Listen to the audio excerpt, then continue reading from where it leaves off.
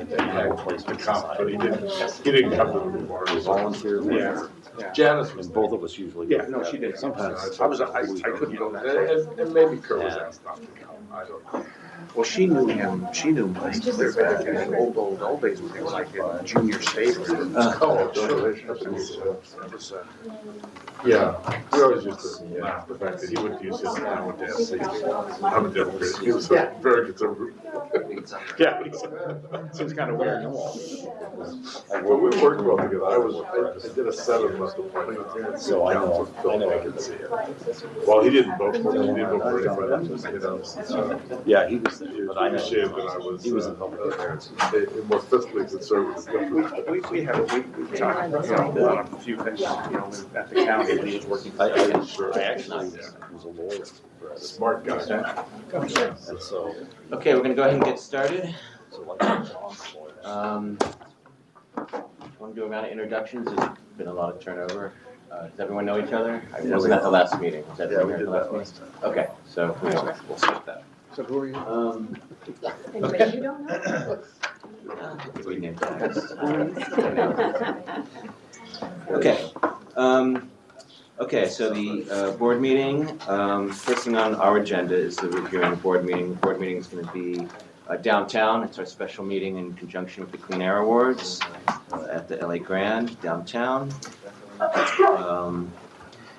And we'll jump into the agenda, and as usual, we'll start at the end with the public hearing. So I know there's a lot of things that are still missing from the package, but we're working on that.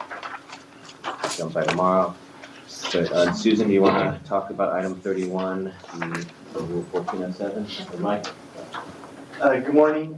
So 1407 is our metal melting rule for non-ferrous metals. That's typically aluminum, brass, and bronze alloys.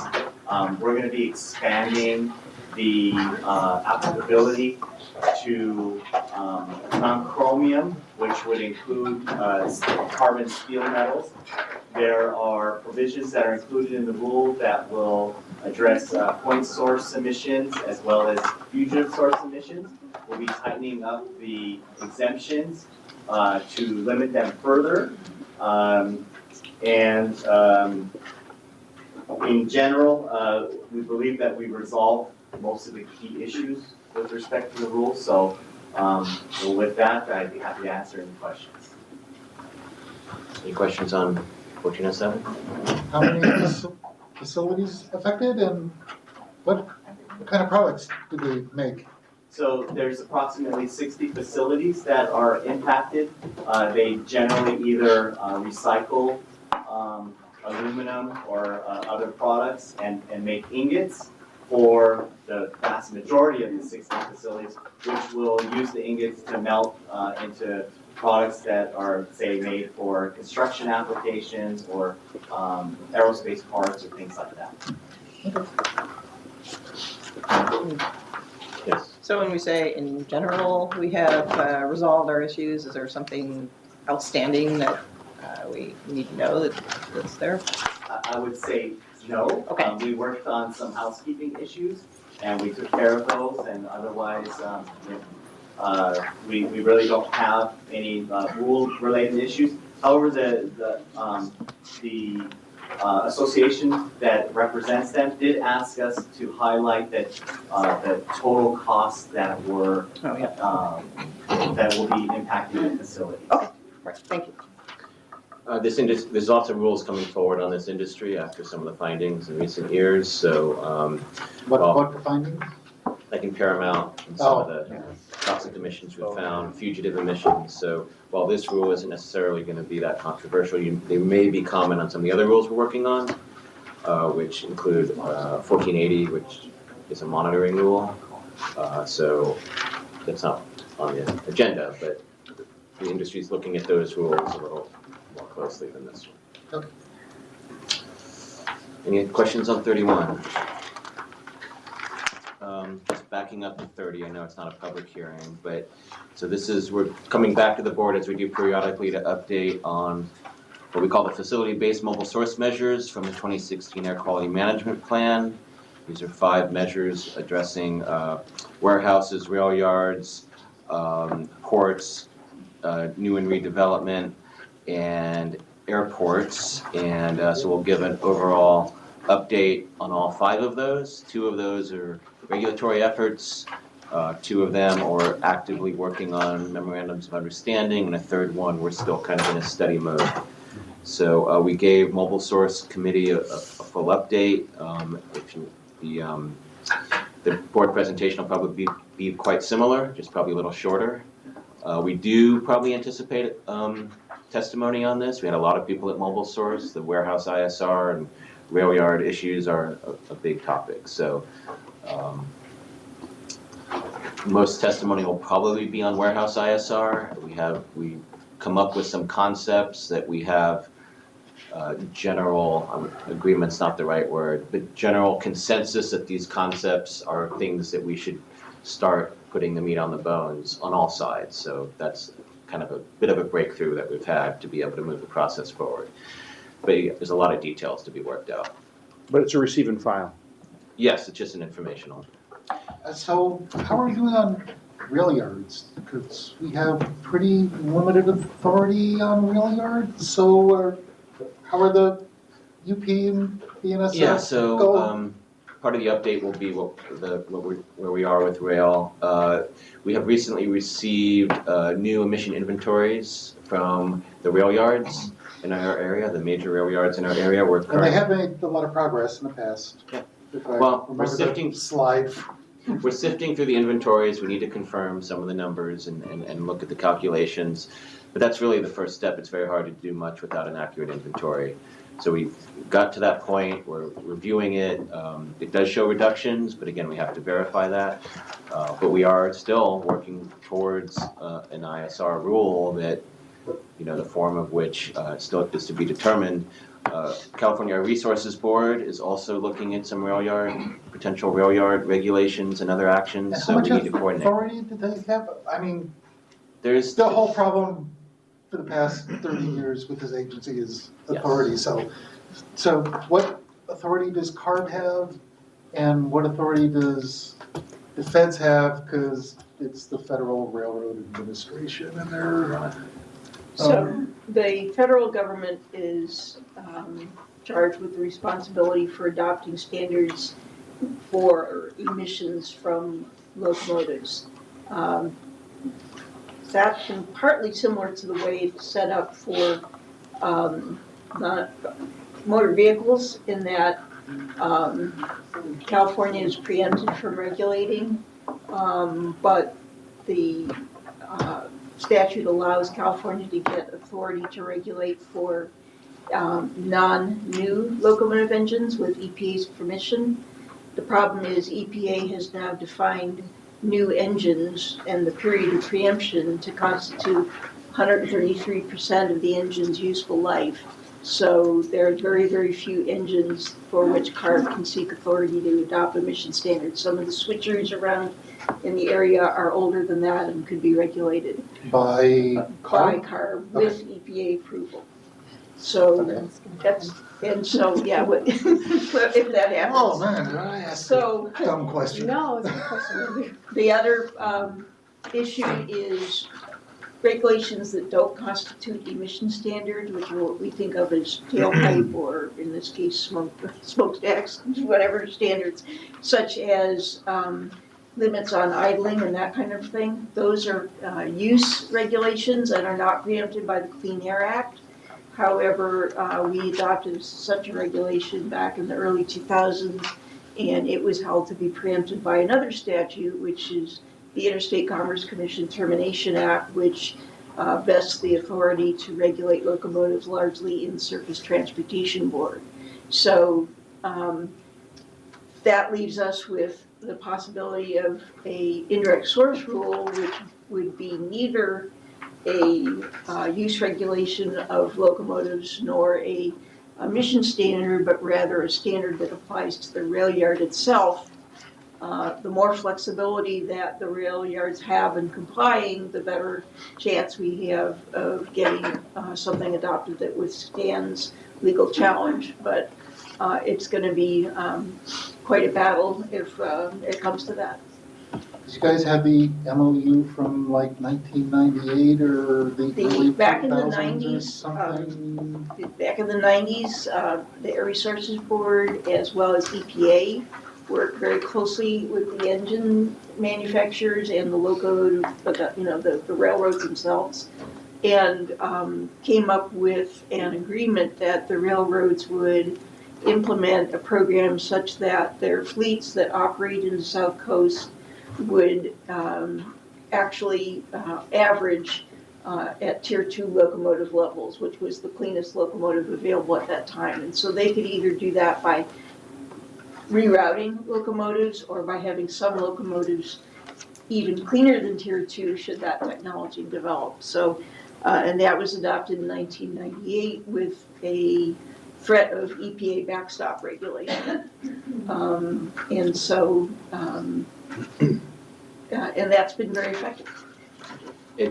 They're still meeting that, Yeah. but at this point, that, Tier they're, 2 is they're just still meeting it. By now, just by normal turnover, we projected they should already sort of be beyond that. So there's still a lot of work to do. There's cleaner locos out there. So the question is, what can we regulate and are they cooperating? They're not gonna cooperate on any ISR rule, Okay, period. gotcha. So, That was my question. okay. But they have cooperated on the inventory. George, you can still discuss potential, a new MOU is on the table, but we're moving forward with the assumption we're gonna see where we can go with regulation wherever we can. You know, that with all these preemptions, the eye of that needle is pretty small, but we're trying to do what we can. Gotcha, okay. You That's can kinda what I retrofit thought. that bonnet technology that we use at the port. That's, can actually put that that's on something that's been cars and- discussed, there's some possibilities there. Because I still see locomotives smoking like it was the 70s. Yeah. And CARB is serious about it too, so we're coordinating very closely with CARB to make sure that, whatever actions we take are complementary. Are we able to cite, we are able to cite trains if they are smoking, right? We've done so in the past, and we have settled some cases in the past for those issues. There are some legal arguments that they can make that make it not completely certain that we'd succeed. Have they ever fought us on being cited? I think the time they fought us, we were citing them for idling as opposed to smoking. And they did bring a preliminary injunction. This was about 20 years ago, to try to stop us from enforcing based on that ICTA statute that I mentioned. The court denied the preliminary injunction. We settled this case. This had to do with the Colton Crossing. And ultimately, that case was settled, so there was no determination on whether we were preempted or not. Was there something on opacity going on at Roseville at one point up in Northern California? I thought that was part of something. Okay, yeah, I'm thinking of something else. Okay, any other questions on that? So the airports are coming along, marine Airports ports coming are along. coming along, the airports are very cooperative, the airlines have been a little less cooperative, but we're working out the issues. Ports are coming along a little slower than we would have liked, but there's been some recent activity that gives us some hope, but And meeting with them tomorrow. New and redevelopment is focusing on construction, not like It's, bioswells or bike paths or, because we already it have. really hasn't been defined, but the big source in that is essentially construction equipment would be the thing you'd want to address. But again, that's a little bit on a back burner, just these other rules, getting these other things done first. But we are still holding working groups and doing some background research. Last question. When will we be notified, us and the board, in regard to the type of emission reductions we're looking for from the warehouse and the new development? It'll be part of the rulemaking, we'll see what we can, Wouldn't we have a concept of the type of emission results and the emission reduction potentially? it really depends on the stringency of the rule. You know, we have this concept for this point system, but we are not at a place where we know how many points we will require facilities or which facilities to earn. So it's really gonna get to that stringency. And then there are some actions that you may get points for that may not be able to be directly tied to emission reductions, but they facilitate emission reductions, such as infrastructure or solar or things like that. So it's not 100%, we want to get the emission reductions, we want to get at the trucks, but it's not 100% about only hard emission reductions, because a lot of, the biggest issue with zero emission trucks is going to be infrastructure. We already know that. Last thing, I know we have an inventory of about 3,000 warehouses that potentially could be under this rule, More or less, because more or less. about 100,000 square feet. Any way, we don't want a list of all those, but could we somehow get a list of warehouses per city so that our board members could know which cities are being impacted? We can develop that for the next working group and then share it with the board. Okay, thank you. We have a county one already developed on the previous slide, built a few cities too. Any other questions on that? Oh, and I missed the tour yesterday for some reason. It's yesterday, right? Yes. For some reason, an email went out at 6:40 on Monday night. Yeah, I saw. Don't look at my email. I saw it all very late also. At 6:40, and it was like, I didn't even notice it until like, anyway. Yeah, I was by these, so. That's what to do. Okay, that's it on 30. We will go back to the beginning of the agenda, which, page 2. So, Mike, we want to talk about, we still want to set hearing for 1110.2. There was some discussion at Stationary Source Committee about one company that's come in, at least to the rural staff relatively recently. Stationary Source Committee directed staff to try to work on this issue. It's a new technology that doesn't fit exactly, so something that needs to be evaluated. We think we've come up with a solution. We're still talking to the facility, the company that produces this equipment, and we think we have a solution. We'll continue to work with them and hopefully have some agreement by that 30-day package. Anything, Susan, Mike, you want to add on that? We just talked to Eddie. I think we're good. Okay, so that should be the last remaining issue on that. Offshore, are we still working on Still that? working on it, yeah. There's one issue with the offshore platforms and some engines that they use on the offshore platforms we're working through. These are kind of isolated, single company issues we're still working on. This is where they wanted a separate rule in place. So you worked out all the details. Edigen? Yeah. It's not, maybe at some point we may have to look at our suite of rules that could cover this, but I think we have a short-term solution that can go in this rule for now, and then we'll continue to see how that technology progresses. Okay. This is going stationary next, and then next. And we'll come back to, I think we can come back to stationary. It'll be brief because I think we'll be able to just say we've resolved it. Okay, Tell how we perfect. resolved it.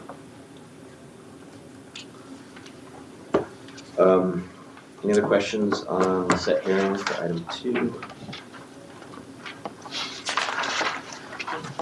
The next few are mine. So the first one, item 3, is onboard heavy-duty truck sensors. So with some of the research that we found with previous emissions testing, we're finding that low load conditions for heavy-duty trucks is actually getting higher NOx and diesel technologies. And so there is a push to look at onboard sensing technologies. And so this is to execute 2 different contracts. One is with EPA and EMA, the Engine Manufacturers Association, to look at the durability and accuracy of these onboard sensors, because the industry is really pushing for these sensors to become a compliance tool, and we're not sure the durability or the accuracy will allow that. So it's really to evaluate these sensors, and that's for a modest amount with co-funding. We're asking for $50,000.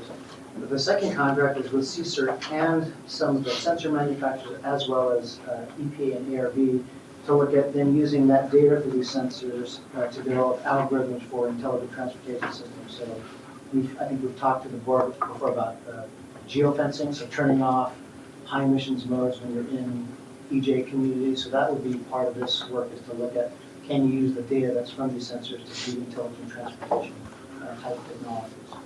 And that's asking for a larger amount, but it's more of a research consortium, so that's asking for about $200,000 for that project. I can answer any questions on that. If not, the next project is to develop ultra-low NOx engines for a class of Ford vehicle 7.3 liter engine. So we currently have a 6.8 liter used for work trucks, shuttle buses, and whatnot. And so Ford is now not going to produce that engine any longer. They're going to produce only the 7.3 liter. And so the technology then is to produce that size engine to operate with natural gas and propane at ultra low NOx levels. And this is very similar to what we did back in the early 90s when we had folks like we had Cummins, we had Deere, we had Mack trucks. We had all of them developing the same class of engine to increase competition and thereby lower the price for the eventual offering. So this is very similar. So although it may seem a little odd that we're co-funding 3 different vendors to produce a similar technology, they're actually used in different duty cycles. So if you look at some of the applications, one is for shuttle buses, one is for work trucks, and then one is for more like a broader offering like RVs and other things. So that's to fund 3 different vendors with SoCal Gas to develop this ultra-low NOx engine for the 7.3 liter class size. I'm happy to answer any questions on that. The next to last one on mine is on number 5. So you may recall that we went to the board with a target airshed grant that we received from the EPA to help co-fund commercial lawn and garden equipment. So we started that program earlier this year, so it's been in effect since January, although we feel like the uptick, the number of respondents has been kind of low. And what we're hearing anecdotally from the gardeners is that they're concerned about using electric equipment because the reduced runtime. They would need more batteries, and they're not sure the duty cycle is appropriate. So what we're proposing here is that we increase the incentive amount to allow them either to have a greater buy down on the piece of equipment so they can afford more batteries. And we're hopeful that that will increase the number of proponents that will take the technology. So the EPA grant has allowed us to give a 50% buy down on electric equipment, and we're asking the board to allow us to put in our own money, another 25%. So the total cost to the gardener will be a 75% markdown on the electric equipment. And then we'll report back to the committee in about 6 to 9 months on if that has helped increase the output or is it something else that we need to do. What's the plan to advertise this? So the way we've been advertising is through our normal channels, like with outreach to the city council, and we're actually talking to perhaps having Edison a mailer or flyer into their mail outs. But this is really for commercial lawn and garden, it's not a resident. Right, that's why I don't think that's Yeah, necessarily appropriate. So what we've been doing is going directly to cities, directly going to facilities that use these large pieces of equipment. How's the performance and the cost? The cost is quite high, right? It's probably, just like you would imagine on a vehicle, it's 2 to 3 times more expensive. Wow. The performance, depending on what type of equipment it is. Because you're talking like riding lawnmower, Right. it'll do Yeah. Park or Plus golf course. the retail price, so in fact, the retailers, they're giving us a break on the price overall, but still, we'd love to see more uptake to help us, because the intent is really to show the EPA, look, this is a good program, we want you to fund it, again, in a subsequent targeted airshed grant. So, And the performance? the performance, they work great, but it's not an all-day technology, right? You need more batteries, and so that's what our intent is, to give them the opportunity to have a longer range in the duty cycle. How many hours? It depends on the technology, I can get that for you. The backpack ones, I don't know, those faster. Those are obviously a longer performance, but they're not gonna last all day like the gas engines. And those are not insignificant emissions, right? Because I remember way back in the day, there was this weird thing where ozone was higher on the weekends. Yeah. And I can't remember if the theory was, it's because I'm mowing my yard with my super. That's a modeling issue, but I would just say that the typical lawn and garden equipment, the two-stroke engines for especially leaf blowers have high VOC emissions. Riding lawnmowers can be diesel. So if you can get rid of those, then you can get rid of the diesel in particular. But most of that equipment that we're talking about is mostly gasoline. But as you mentioned, a lot of the large facilities, landscape folks work on parks and property that are tied to cities. I would think that you could put together kind of a thing where you gather those who are interested and do a demonstration and talk about what the problems are, and better than going through the routine of doing the PR that we've done. So we've been talking to specific cities, but we need to find out how much that's gonna cost us Why in not? an outreach program. Okay. Yeah, we've been talking about that. So my board member, Vanessa Delgado, has been talking about that so much. This is one of her favorite issues because for inner city and urban areas, we know that the outreach needs to be a little bit different and we need to bring them to the table and we need to make sure it's in English and Spanish. We need to do a lot different things in terms of our outreach. So it's something that we're really energized to do and we need to have this discount to do that. Yeah, and let me add, so one thing to address Ron's concern, so we are, the agency is sponsoring the Orange County Work Truck Show at the Orange County Auto Show that's coming up in October, early October, so like next week, 2 weeks from now. As part of that display, we're gonna have electric trucks, near zero work trucks, and we're also gonna highlight this program. So the intent is to show the mowers, the leaf blowers, all that, and then since these are cities that are gonna be coming to the truck show, we'll have the opportunity to outreach in that setting as well. So we are trying to have. And municipalities can piggyback on each other's bids for stuff, so that's, Depends, we're gonna go for a discount, what are you talking about? This is a direct line now. okay. Yeah. But a lot of cities use contractors. And so cities have to take the step if they want to do it to ask their contractors to use this type of equipment in their next contract. Yeah, a lot of cities are outlawing gas leaf blowers, right? In fact, that's where we've seen a lot of the sales have been in municipalities where we believe there's a ban. And then even on the rider boards, it's a lot quieter. I mean, in terms of performance, in terms of noise, it's a lot better. So they're attractive, just getting those costs in the right place and getting the acceptance. And you're right, VOC emissions from lawn and garden is a major part of the inventory. Mostly evaporative emissions, just from the sitting around in residential garages and things I like that. throw us out of compliance for every time I fill my lawnmower, because I spill a bunch. Matt, how strong is the pushback from partners? Honestly, listen to Senator Delgado, her concern is that there's been very strong pushback. One is because you have to get them to cross over the business as usual mentality, and then what they hear is any anecdotes from their colleagues to say, it's just that doesn't work. Yeah, So it's a double whammy. You've got to get over the perspective, and then you have to offer them sufficient incentive to actually just try. So what we're also contemplating to do is getting folks that have already done like South Pasadena and others to have them spread out the word of mouth, because it's, why listen to the government when you should listen to contract providers? I also think the first generation of some of the equipment it was new. It was the smaller companies, the green machines, and there were some issues. So I think the professional people are like, oh, it's not working. I need to go 10 hours straight, and I got a couple of gallons of gasoline. I'm solid. Whereas the battery, you might need to carry 3 or 4 batteries, and if you're out of batteries, then and you have 2 more jobs, you're in trouble. I mean, but I think the technology's come along. I think things have gotten a lot better. It's just convincing them, but.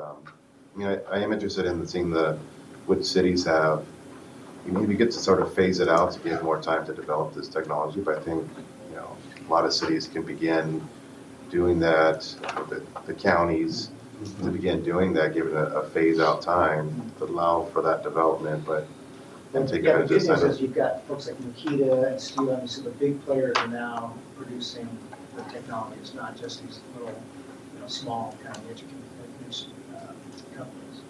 This is gonna be the best day ever for Mr. Cacchiotti. Is it right?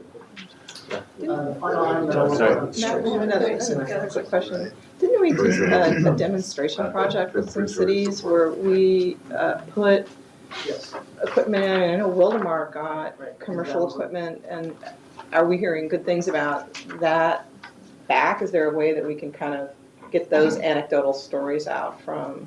Yeah, but The that city's was- using That was it? a loaner program, and that was done under a different EPA grant. Mhm. And I can't remember off the top of my head what we did with the survey information, but you're right, that's something that That might might- be useful. Mhm. However, the only drawback there is they weren't using the same equipment that Oh, we're okay. doing now. There was a previous generation, like Jacob mentioned, Okay, so it may have not been the same performance. But let me check that. okay, Thank you. thank you. The final project, so let's get away from lawnmowers, let's talk about trucks. So this is something that the ARB awarded us back in 2016, and then there's subsequent work using community grant protection funds to fund, this is under the Prop 1B program, where the ARB offered an incentive for electric truck technologies. They offered $200,000. But they gave the fleets up to 2 years to actually invoice and purchase those trucks. And this is back in 2016. So now the fleets, as they're running up against this deadline, are saying, well, you know what, we need the vehicles now, so we'd like to change our order or grant from zero emission, because there aren't technologies that are certified, to near zero. So they're going to be purchasing the .02 grand engine instead. And so we're just asking the board is to let us make those changes. There are currently a few fleets, about 150 trucks that want to change their order. But we're also asking the board to let us allow to make any other subsequent changes if the fleets come to us and say they want to change from zero emission to near zero. So that's one portion of the board budget. The second part is we want to also go out with a solicitation, because we will have now turnback funds, because it went from 200 to 100,000, right? So we'll have additional funding. So go out with a notice solicitation, say, is anyone that's interested in getting additional trucks? So allow us to get that information. The final piece is we were awarded by the Energy Commission $8 million to do a near zero truck replacement program. The ports put in $2 million each, and then we put in $2 million. So it was a $14 million program. $14 million program total, but we got outside funding, $8 million from the CEC and $2 million from each port, so it's $12 million. The port gave us $1 million, but they are asking us to do the rest on reimbursement. So once the truck company invoices us and then we pay it, then we would invoice the CEC or the ports. So we're asking simply for loans for that gap, which is $11 million, to help us initiate that program, and then we'll pay ourselves back as we get the invoices from the other. So once again, question on performance. The near zero, the .02, they're From what I fine, understand, of a couple hundred that are running around, they're performing just fine. fine. Any questions for Matt? All right, Jason. Next item in mind, this action is to transfer about $72,000 in funds for the US EPA STAR program, and that's to reclassify some of the funds for the purchase of a data management contract. Another part of this action is reallocate about $240,000 in expenditures for the AB617 program, and to authorize purchase orders for black carbon analyzers, upgrades to low-cost sensors, and for the second chamber intended for the sensor library program as part of that. I'd be happy to answer any questions. So deploying monitors in the 617 communities? Yes, we've started actually in June this year, 1 month ahead of the deadline. Not that the deadlines were tight or anything. Okay, is there anything else for Jason? Ron? Good morning. The next three items are mine. The first one is a standard request to purchase Ingress subscription and support for 1 year.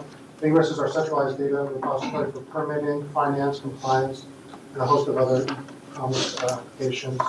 The funds are available in our budget, and I'm happy to answer any questions. And we have the next two also. The next one is standard request to transfer funds in order to execute contract for office data cable infrastructure. We're building up the first floor. The funds are available in the budget. We'll have any questions. We just approved something 6 months ago for also the infrastructure in the building. Is this complementing that? This is different. This is actually doing the first floor build out for cabling, data cabling. Got it, okay. So like fiber network kind of, whatever, tech guys, sorry. So we did do fiber in the building, but this is actually, there's an area on the first floor that does not have any cabling or any workstation, so we're building that out so that we're expanding. It's the old Diamond Bar.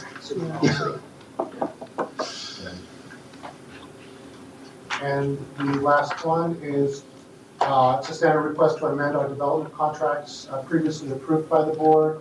This request is to provide funding for projects including AQ spec, annual emissions report system enhancements, as well as maintaining web service support. And the funds are available in our budget, and I'm happy to answer questions. Okay, John? Good morning. The first item is to amend the current lease with our field office in the South Bay area. We've had an office out there since 1995, and we're seeking to expand our occupancy and our use of the space and to extend the term of the current lease. So this item is to add 7,900 square feet of workspace and to extend the term by 5 years. Funding for the monthly lease payments through June 2020 are available in this year's budget and will be requested in successive years. Do you have any questions on that? Where's that South Bay field office? It's in Carson. I forget the exact address. It's off of the between the 405, on the corner of the 405 and the 710. Oh, okay. There's my building manager. Yes. Yes, okay. There. The industrial commercial building, we have about 4,000 square feet now. We're going to add about 8,000 more. Is this related to the fence line monitoring requirement or just general? Yes. Yes. Yes. And also some of the 8617 staff will be there as well.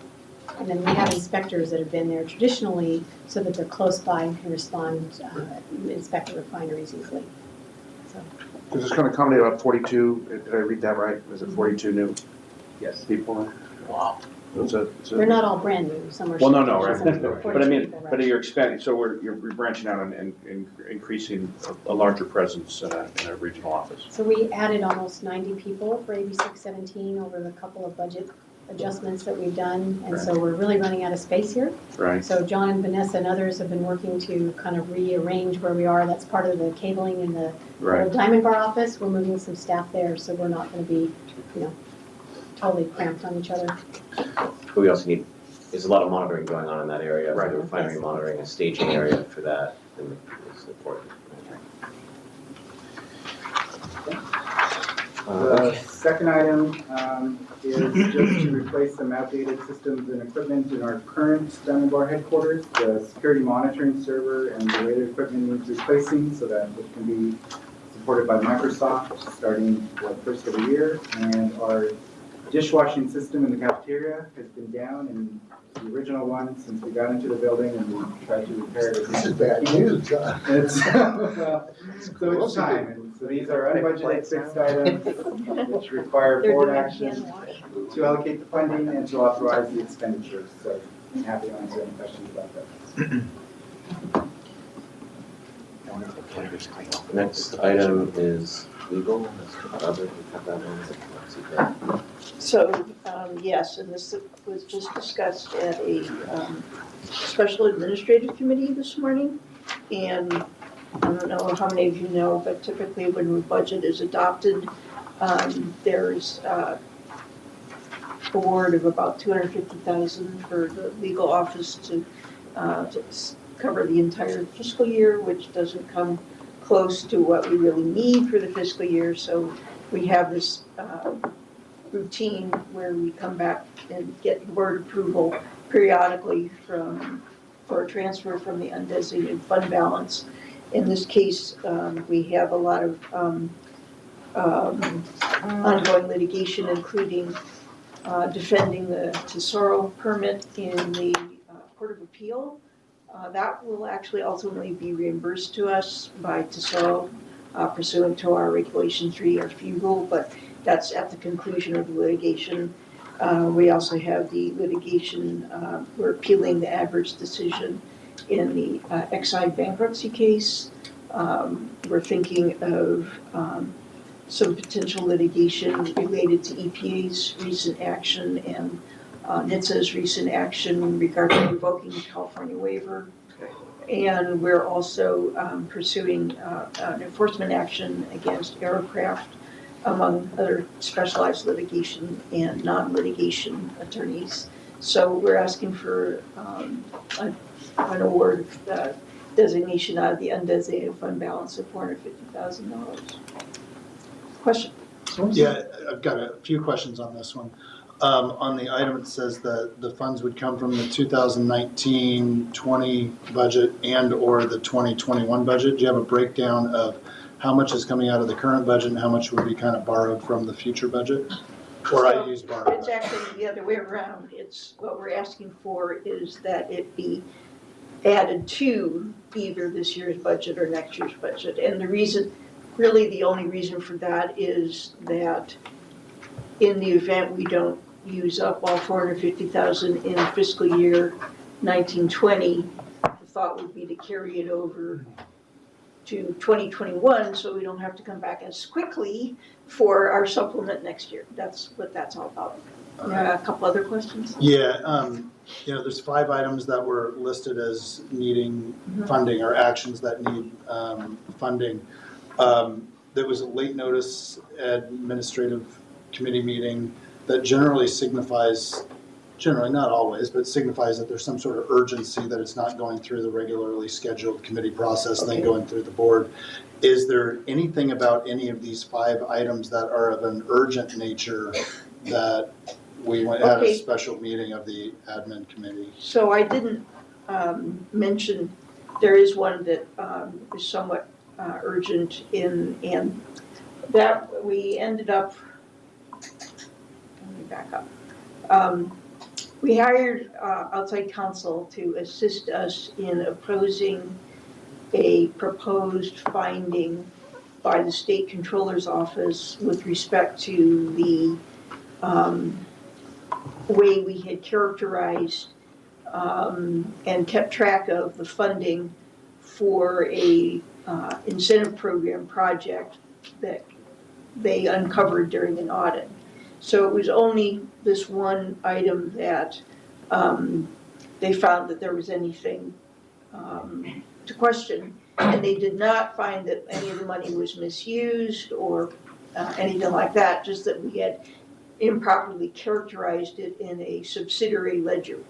So all that I know sounds very, very weedy to you folks, but the reason it matters and why we hired outside counsel is there is a provision in state law that authorizes the Air Resources Board to provide advance payment to air districts if they, in order to carry out incentive programs. In other words, we get the money in our bank and then we enter into contracts with the projects. And that statute says that the air districts have to meet certain requirements in order to get that money in advance. Otherwise, we'd have to front the money to the projects and try to get reimbursement from CARB, which we don't obviously have the ability to do that. So it really adversely affect our incentive program. So one of the criteria that the air districts have to meet is that we have no, quote, outstanding findings from financial audit. So we don't think this particular decision qualifies as, quote, outstanding finding anyway, but just to be safe, we wanted to contest whether it should be called a finding at all. And so we hired outside counsel on a rush basis, and they did a great job, helping us. We haven't got a final decision from the state controller yet, but that was what, and since we didn't have a contract, we didn't have and we didn't have money, we didn't have a way to pay them for their activities. And they are looking for payment to close out their fiscal year this year. So is that one of these 5? No, that's a different one. These were There are some- other additional ones too that aren't specifically listed here, but. All right. So with the 5 that are listed, Mhm. because that's what the board's being asked to vote on, is there a breakdown for each one of those 5 of the anticipated costs that would be allocated to each one of those? We could try and do that. I don't have it right offhand, but we can try and do that by the time for the board meeting. And has it been contemplated to separate have it be a motion for the board that separates them out individually, so the board's not taking them all collectively as one vote, that the board's allowed to vote on each one of those items on its own merit? Matthew, I don't believe that we're asking the board to individually weigh in on each of the projects. We're saying these are examples. There's some of the examples, like Barbara gave you another example, which we haven't really talked about publicly until at this point, because it's been an ongoing thing. But they need to have a pot of money that they can use for things like these examples. So we're not asking the board to approve them spending $100,000 on Exide and $52,000 on this company or that company. So it's a more generic. They was saying in the admin committee meeting that they generally, it's about $1 million a year that is spent on the legal, and the budget, trying to balance it, usually is about $250,000. So it's not unusual for them to come back 2 times a year or more to say, we're not covering our expenses and there's a lot going on right now that is going to need this. And then there are also examples of things coming up in the future. So sometimes they can't really wait for us to go through an admin committee and a board because we've got to jump on it right away. Yeah, I think, there's one listed item, one of the 5 that's listed here is, kind of, I think maybe a concern is the drafting of legislation on the sales tax initiative. This is an issue that we've been talking about for 2 years. We've theoretically had lawyers looking at that and drafting legislation. That would be appropriate language for what the board has authorized to go forward with. And we just, I think last month or the month before, allocated more money for the lobbying efforts on that. And now you're asking for more legal money to draft legislation that should have been drafted, or at least had language that was appropriate, that the district wanted 2 years ago. And now we're asking for more money, for more lawyers, on top of more lobbyists, to do something that probably could have been accomplished, a long time ago, and now we're continuing to kind of pour money on top of this. So, that's just one specific item on this that I think that was kind of wait, we keep throwing more money on this. What are we getting? What value are we getting back? So we do have legislation, and that this firm that's been working with us has helped us prepare, and we have, it actually has all been provided to Ledge Council, and everything's, as far as we know, very close to what we would like it to be. We have one issue remaining, which is we don't want to commit to an unlimited amount of money to go to the California Department of Fee and Tax Administration. And so we're trying to work for a compromise of how much money they want. Is it going to be 300,000, 3 million, 30 million? It makes a big difference. So that's the issue that's remaining. But we want to leave. We mentioned it because we anticipate that there may be other questions as the bill goes through the legislature and people ask for certain things to be done. We need to look and see, whether the stakeholders' request is appropriate or not. That's why. And those would be issues that the lobbying team are unqualified to address with the legislators and the. Well, the lobbying team aren't lawyers.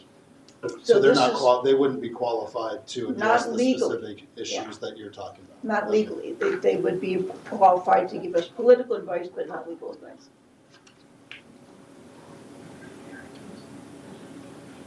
All right. What was the adverse Exide decision? Okay, so we filed. I keep asking the lawyer questions. Yeah. Makes my head hurt. We had a complaint. What am I kind of filed a complaint for civil penalties for a whole series of violations at Exide, and meanwhile they filed bankruptcy, and they're now out of bankruptcy. But the issue in litigation is whether those claims were all discharged in bankruptcy. We had an argument that some of the claims that were based on what we consider to be fraudulent conduct were not dischargeable in bankruptcy. And then I think there might have been another issue about ongoing, we had a theory that some of the penalties represented post-petition claims and therefore should not be discharged in bankruptcy. Exide filed a motion to have those claims be declared already discharged in bankruptcy.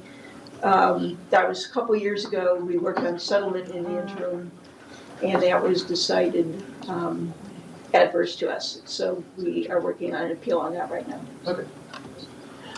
I tried to be shorter on that one. No, as long as there's not a quiz in the morning. You learned your lesson yet, Andy? Pardon? Have you learned your lesson yet? Yeah. So I think I heard that $1 million is sort of what we end up spending, but we budget 250,000. Is there some thought about budgeting more? Don't ask legal, we're not the ones who I just, like, to come back for, $450,000 extra appropriation on a $250,000 budget seems like, I mean. So then the direction from the board is to balance the budget. And so we do our best to balance the budget, and then, mid-year or something like that, if depending how the year ends, we come back for some, appropriations. But of course, it's a flexible budget, so, things happen, and we have to come to the board to ask for additional appropriations accordingly. Far be it for me to judge the board's decision about balancing the budget, but it just seems like it isn't working. Well, but it gives us an opportunity to talk about these kinds of things, and that's something the board probably appreciates that. Staff would probably prefer not, but this gives us an opportunity. Gives you an opportunity to see where the mid-year budget is as well, and where you stand, to see whether you want to allocate more money or not. So that's the idea, is if you did it at the beginning of the year and gave her more money, then I would lose money, so something has to come out. It'd have to come out at some point, so. And Sujana and I get to wrestle with everybody, so it's not pretty. Then I'd be coming back mid-year asking for money. Yeah. Okay, any other questions on the legal services? No. Thank you, Andy. Okay, so the rest of page 6 is our reports, 14 through 16. Any questions on that? Oh, before we do, I do have a couple of speaker cards. The topics seem not to be related to any specific agenda items, so I'll just take these as general public comment, if that's okay. So we're done with this. Not yet. Not yet, we'll do that after. So 14 through 16, 3 reports, any questions? I just noticed on some of the penalties, there was a hefty, big one from Home Depot. Yeah. Was that the coatings? It's a solvent case. They've been you're allowed to, there's a certain solvent that you can use for fuel, but you can't use as an actual solvent to clean up paint. So they have cans that said fuel, but they put it in the paint section. Some of the cans had a guy with a paintbrush on it, paint roller. So there's a Home Depot piece, and then there's still the manufacturer. Sue the artist. And then Mission Foods, there was I know there'd been issues about their ovens. Is that I'm not familiar with that one. Okay, there were some large settlements there as well. I think it's 1153 point. Okay, so that's the emission standard for commercial bakery ovens rule, so it's presumably an emission violation of that rule. I'm not sure. Yeah, I understand. I know it's a little wonky. I know that we had issues with them before because of that. They originally had difficulty trying to get a compliant oven when 1153 first was passed. And the district was working with them to try to find a compliant oven that allowed them to bake the chips. So generally speaking, we do not settle a case until they've come into compliance. So as a general rule, the fact that this violation has been settled would normally mean it's come into compliance, but I can check for you if you'd like. Thank you. Any other questions on page 6? Anything on this rule forecast? I know we're pushing ISRs back to May, but anything else that's Is there any- changed or Well, 1410 is no longer on. what's 1410? HF. Oh, yeah. Never mind. God, darn it. The 3,000 emails sitting in my inbox. It'll be out. Delete those. Yeah. Where are we at? Where was that one? The rule 18. It'll be out tomorrow. I can't remember offhand. Changes were. So page 7, the reports, that was 18. What is it? 17 through 21. Any questions on those? SB 210 was signed by the governor. The Labor. truck smog check rule Yeah. was signed by the governor. That's good. Okay, and then on the board calendar committee reports, 23 through 28 and 29. Any questions there? Okay, that takes care of the agenda, which was item 1 on our agenda. Any other business by members of the group you want to bring up? Oh, I went to the San Bernardino County Transportation Authority meeting yesterday. Lovingly known as Sandbag Stall, even after 2 B's refuge. But on the rollback of the cafes, the fuel economy stand, cafe or safe, blows up the RTP. Blows up the models used to estimate emissions that the RTP and project level emissions accounting are based on. Right, so just little. Transportation agencies in California are very aware of this. So just a little interesting tidbit. We're on a call with National Association of Clean Air Agencies yesterday, and we're bringing up the issue nationally because there could be impacts nationally on the national models as well. Well, I do have one little thing that I think I was looking at as of yesterday, I think it was around 60 days in which or more, that we exceeded the .084 standard. Suggests we have to be meeting the standard in 4 years. We need emission reductions to do so. This year is actually, there's different metrics. Consecutive days, we have said over and over again, it's not necessarily the best metric. Because again, one rainy, stormy day in July would have broken the streak. In any case, by the metrics that are closer to what EPA judges us by, 2019 ozone season seems to be cleaner than 2018, which was also cleaner than 2017. And 2017 was horrible. The reason for that is that this was the coolest year in at least 4 years. Yeah, that's a check. That's why it was lower. Yeah. But now those of us who believe in global warming say, well, this may be an aberration. We have a study out, we did an RFP, we're awarding a contract that is looking at that. Have these recent years of high ozone and high PM been due to a normal kind of weather variation or something that's could be more permanent and consistent with what the climate models have predicted? Let's assume that the second one. Yeah. Then we're gonna have to do some stuff with EPA or plead our case to the world about why we're not able to meet the standards. Another part of that project is to see how you might account for that when you're doing these AQMPs and we project forward not just emissions in the future, but potentially different conditions in the future. So that's a question that there hasn't been EPA guidance on, so this study will help with that. What's that do? Did you guys, That you awarded that contract already, right? Or is it still out? So we did it, I think last board meeting we awarded it. So it's about an 18 month, we'll get some preliminary results in about a year, but I think overall it's a 2-year study. That's correct. Okay. And when's MATES 5 gonna come out? Probably mid next year, I think we're looking at. It's just been a lot of work. God, These SIPs and can't things, even it's all the imagine. same stuff.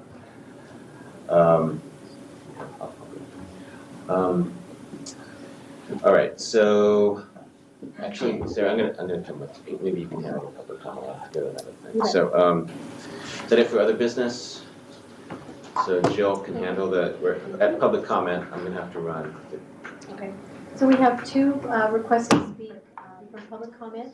So what our process is, if you're not familiar with it, you'll have 3 minutes. You can come up to speak at this podium here, and then you can keep an eye on the timer. And so our first speaker is Vivian Zhao. Come on up. Hi everyone, good morning or good afternoon now. And my name is Vivian Zhao, and I am representing my neighborhood, my neighbors today here.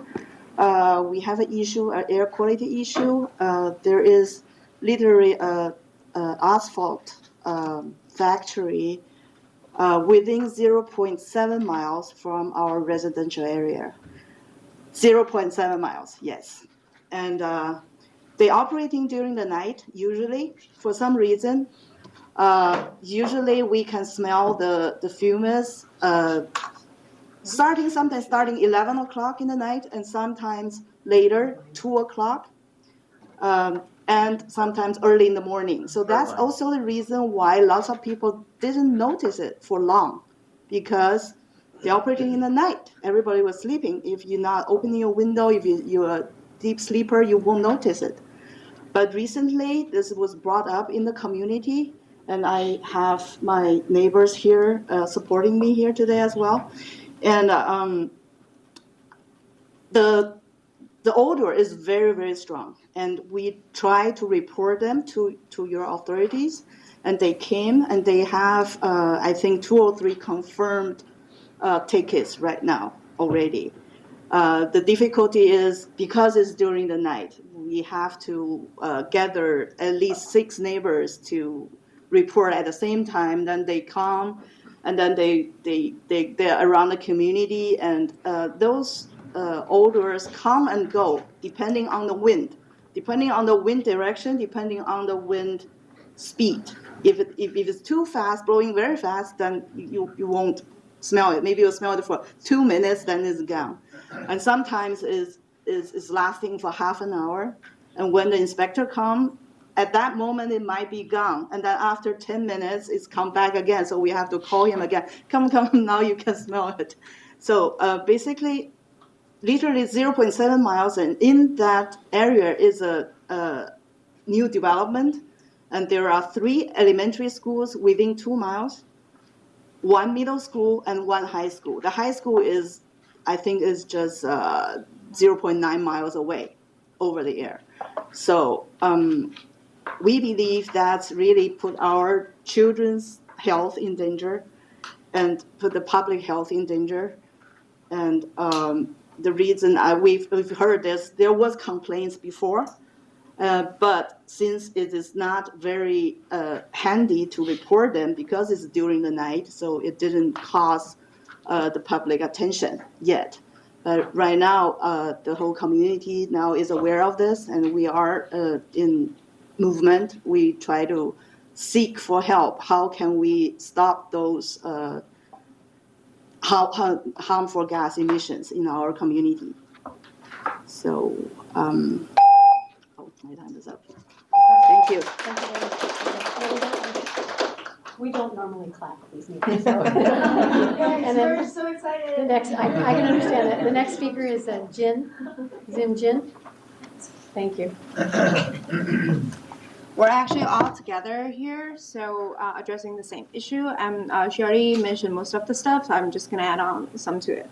So main problem is that the all-American asphalt, they choose to discharge or releasing the gas during the middle of the night, probably 1 p.m. So when you are sleeping, how can you know that they're releasing those cancer-causing substances to the air?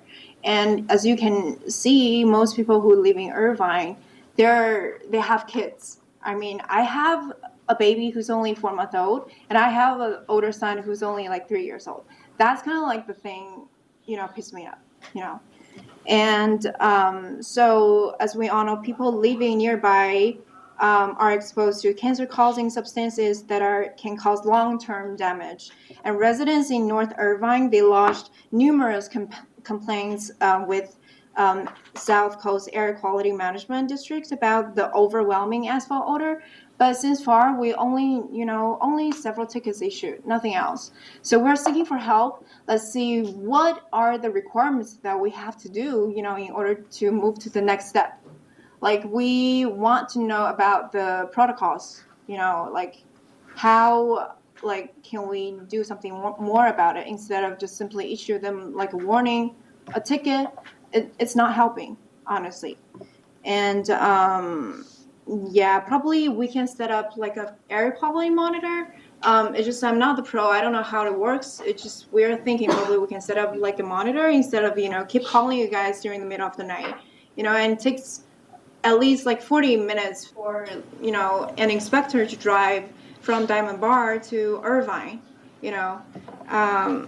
Yeah, pretty much that's it. So please help us. Thank you.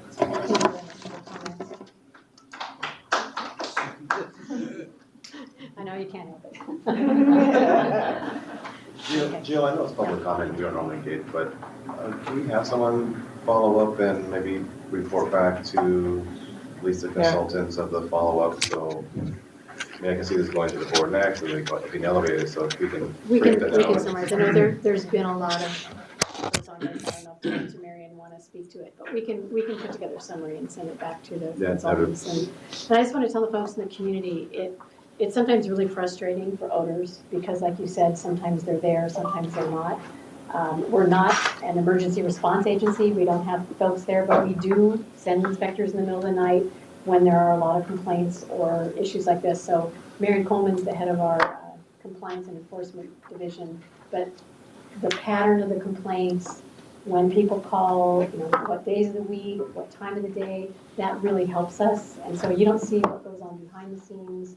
We send the inspectors out, we talk to the folks, but then we get our engineers and our inspectors and our scientists together and look at this when there's a problem. So, you see what your end is, but you don't see there's a lot more work that goes on, that we really are trying to work on this and other issues, but it's somewhat frustrating. I don't know if you want to add or. Yes, we've already confirmed one public nuisance violation. We have 2 more that we confirmed last weekend.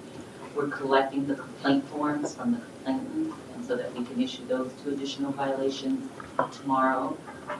We've also been in contact with our legal department about pursuing an additional case against the facility. We have inspectors that are going out from home with 1 call, and because it's now going to be on our hot list where it's a high priority. And from our understanding about the complaint, it involves a contract that the facility has with Caltrans. And so they're producing these additional asphalt material. I think it's for some work done on the 5 freeway. And so we've been in talks with the company. We've also reached out to the local police department about truck traffic. I think that has also been a part of their complaint. And the police department has assured us that they're going to try to reroute them so that they're not going through the community. And so we will continue to work with the community and also our legal department on the next steps. So is that good enough for the summary for now, or? Is the odor that they're experiencing, is that asphalt? Yes, the asphalt car odor, and so we are responsive to the complaints, and it just seems to be an uptick in the odor events due to this, I guess, new contract that they have. We also took pictures of the yellow smoke. You can see it really obvious. And that's where the public nuisance. Encourage you to continue to let us know when it's happening, and we'll and also I've spoken to a few of them, and I can talk with them after. Thank you very much. I just want to add that you should also talk to the city of Irvine too. We look at the area and we have different authorities, but the city controls the use of land and operations. And so they'll have greater leeway on working with that business, or at least getting them to work out some compromise where they can maybe mitigate some of these emissions, truck traffic, and different impacts that maybe they weren't approved for before. So, which is out of our jurisdiction, but it's within the city's responsibility. Okay, thank you. It's been an ongoing problem, and people have been talking about it on the neighborhood app. I saw a gentleman talking about, like, he said he approached the Irvine company, approached the city of Irvine, as well as you guys, and the city of Irvine redirected him to you guys. And he has been lodged for like more than 40. Pretty standard. Probably Yeah, that is sounds regarding familiar. the air quality complaints, but the other issues would be more of a city issue. Yeah, Okay, there thank may be you. something in their conditions of approval for the project that you can pull out, and that would be at the city. So it's probably operating under a CUP, so conditional use permit, sorry. Okay. And so if you pull that project file, there may be things in the conditions of approval that will help you make the case to the city to get them to do things. Is there any way that we can bring everybody on the same page, you know? So- Potentially, Towards reaching out to us. yeah, getting their permit revoked will have real, to operate.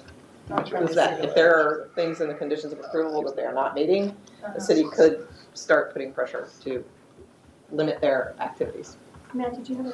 Yeah, I wanted, good I mean, idea. Jacob brought up a lot of great points, Good everything idea. that's been said, but just from Councilman Robinson's standpoint, representing the cities of Orange County, I want to assure, through, to the public, what you said, Jill, is that, that staff takes these issues very seriously. When there's odor issues, they go above and beyond trying to track these odors down, and we saw that in Seal Beach and Huntington Beach last year. So these are not things that just kind of like fly under the radar. And Jill, I'm grateful to you for bringing that up because I think it's important. But everything else that was being said as well about engaging the city, and I appreciate the follow up on and maybe we can get I don't know, a memo is the right thing, but at least an update, like it was brought up, to the board members so that, especially, Councilman Robinson and I'm sure Supervisor Bartlett will be, this affects businesses in their districts and in their communities, and especially the residents, as it pertains to all, so that would be really helpful in guiding them and how they're able to communicate with their colleagues at the city of Irvine.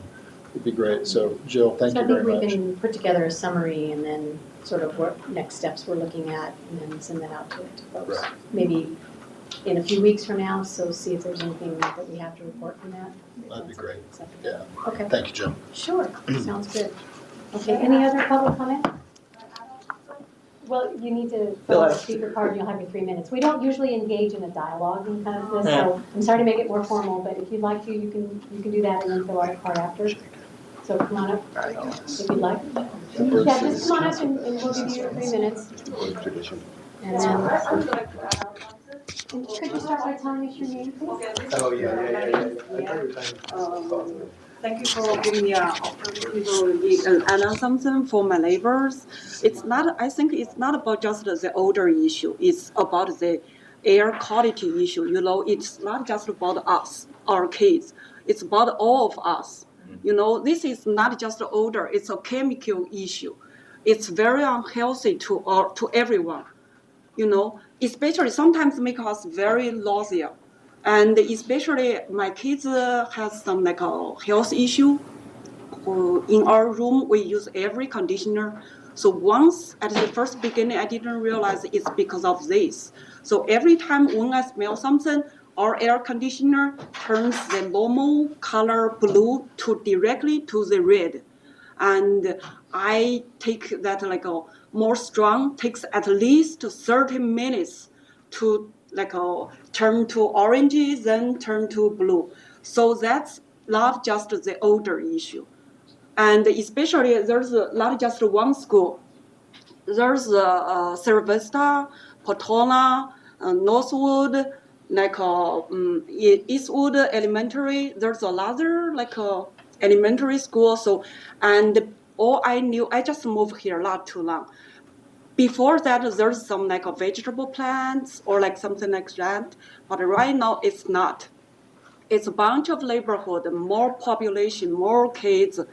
The company should think about relocate.